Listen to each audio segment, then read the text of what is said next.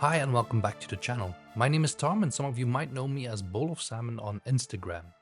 In today's video I get hands-on with some relatively new introductions into the Citizen collection. We have another entry into the Tsuyosa lineup with the introduction of the blue small seconds model, and in the second part of the video we are taking a closer look at one of the watches from the new Super Titanium small seconds series.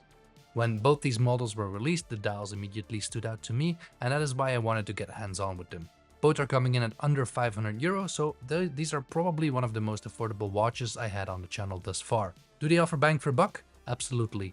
So let's find out what the total package feels like. I suppose Citizen has the economics of scale behind them, so they are able to offer these watches at great prices. And at what they offer, they are really hard to beat. I guess both are a reaction to the integrated bracelet trend we have been seeing over the years. And one could also safely say that this is Citizen's reply to the popular Tissot PRX series. But before we take a closer look, let's cover the specifications first.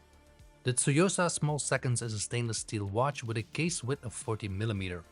I measured the lug-to-lug at the case to be 44.7mm, but including the links where the bracelet just falls down, it's more like 50mm. The total thickness including the sapphire crystal is 11.7mm. The blue dial is very pretty, it's very vibrant, and it's very blue in direct sunlight. The machine-stamped guilloche pattern is really well done and elevates the watch from the price point it's operating in. Lume-filled applied indices surround the dial with double markers at 6 and 12.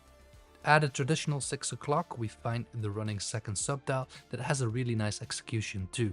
A silver subdial with concentric circles and a matching blue seconds hand.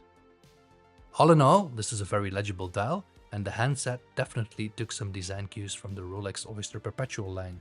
The pull-push crown sits between 4 and 5 o'clock in a bit of an awkward position, and getting your fingernails under the crown isn't an easy task. I found that hand winding or starting the movement is pretty cumbersome. Luckily, like all good things in life, you can just give it a wank to kickstart it. The watch is powered by the automatic A322 that features hacking seconds, so you can at least start your day accurate. The movement has a power reserve of 60 hours, which is impressive, and can be enjoyed via the caseback. So we have an improved power reserve compared to 42 hours of the previous model. The movement got some nicer finishing too, with a skeletonized rotor, striping finishing on some parts of the movement, and blue screws. Now I think this is a stunning and elegant dial, and the total height of 11.7mm isn't that bad, but the watch just doesn't wear that elegant. The simple shapes of the side profile don't really try to remedy that either.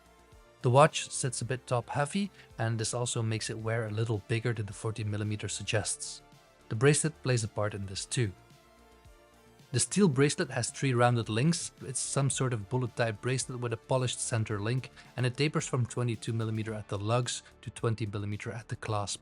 Again, the bracelet did get an upgrade from the previous model, and instead of a clumsy clasp, there is now a butterfly deployed clasp that makes it sit flush in the middle, so there is no extra hump. There are no micro adjustments on the clasp, and the bracelet resizing is done via a split pin and collar system. The bracelet, to be honest, feels comfortable if you have a good fit, but it doesn't really help to add to the elegance of the watch. It still feels and looks a bit bulky. The good news is that they opted for a quick release system, so some additional strap combinations are already available on the website, and with the popularity of these watches I expect third-party strap manufacturers to jump on, so you will have plenty of options to choose from in the future. Now, despite of everything, I'm just being nitpicky here and I don't want to sound negative. When you take into account the price point, there is no reason to complain about anything. I still think this is the perfect gateway drug into automatic watches, or just a fun addition to the watch box. Now let's move on from the more dressy Tsuyosa small seconds to the more robust and sporty NJ0180 series. This is a totally new model range from Citizen, yet some people are already calling these the Titanium Tsuyosa. This case and bracelet is made out of Citizen's proprietary Super Titanium with a Duratect coating, making this 5 times harder than steel. We have a 40.5mm case and a height of 11mm. I measured the lug-to-lug, including the first links, to be 47.3mm. Available in a range of colors, these dial textures immediately stand out, giving me some Grand Seiko aspirations at a much more budget-friendly price range. While Citizen isn't tapping into the 99 seasons or 900 mountains and lakes, I describe this green dial as a green fungus dial, but maybe it resembles washi paper most. Anyway, credits to Citizen because the execution of the dial again elevates the watch above the price point. The other noticeable thing is the rather unfamiliar off-center subdial placed in the lower right quadrant of the dial. With the brand name positioned at the traditional 12 and the date at the familiar 3 o'clock, the word placement of the words automatic and titanium seemed to be placed wherever there was space left. There is probably a Fibonacci rule of thirds in here somewhere, but I'm not seeing it. Yet strangely, it doesn't bother me one bit. I think it's quirky, it makes it different and it makes it fun. A darker outer seconds track breaks up the dial visually, shrinking it down a bit more. Applied hour markers filled with ample lume sit around the dial. The sword style hands make this a very legible combination. The case and bracelet are mainly satin brushed with a polished bezel and polished chamfers on the case edge, creating a visually appealing case. A small push-pull crown sits at 3 o'clock. Via the open case back, we can have a look at the movement. The watch is powered by the automatic 8213-21A movement with a power reserve of just 42 hours, which isn't much. The accuracy should be around plus minus 20 seconds per day, and the watch also has a water resistance of 10 bar or 100 meter. But how does it feel on the wrist? Well, surprisingly good. The difference in wearing experience versus the previous Tsuyosa couldn't be any bigger. On paper, this watch is just half a millimeter bigger, but because of the slimmer profile, a better overall balance, and the light weight, this watch just wears a lot smaller than the Tsuyosa and is rather pleasant on my 16.5 centimeter wrist. Mind, I am a fan of titanium, but I know not everybody will agree because a light watch doesn't always feel as premium than steel. It's not all sunshine and rainbows though. When you pick up this watch, the bracelet, or to be more precise the clasp, kind of feels like it could have gotten a bit more love.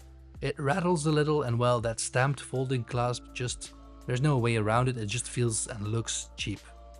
The bracelet sits a bit wide. It starts at 23mm, but after the first links it's just 20mm all the way to the clasp. So that really doesn't count as a taper. This watch doesn't come with a quick release system, and there is just one micro adjustment available to size the bracelet. But when you find a good fit to your wrist, it really wears comfortable. So my overall conclusion can only be that Citizen has a winner on their hands with these watches, and definitely with the design of the Super Titanium series. The white textured dial looks amazing too, and I really like the look of the angular case. This also doesn't feel like it's trying to be a copy of something else. So why was I giving the bracelet such a hard time? Well, I guess a part of me just wants more. While the dials stand out and punch way above the price points, the bracelets don't, and I just wish they were better. And while a price of around 400 euros, I understand this is still a lot of money, but in the silly world of watch collecting, I feel we finally see a brand releasing a watch that is still trying to offer the most for the money. An automatic movement, full super titanium, 100 meters of water resistance, a sapphire crystal, a great dial with shiny accents provided by the polished indices and hands. It's a really nice offering. Anyway, I'm curious to learn what you think about these watches. Let me know in the comments or come find me on Instagram. If you liked the video, don't forget to hit that like button and subscribe to the channel if you haven't already. Thank you for watching, and I'll see you in the next one.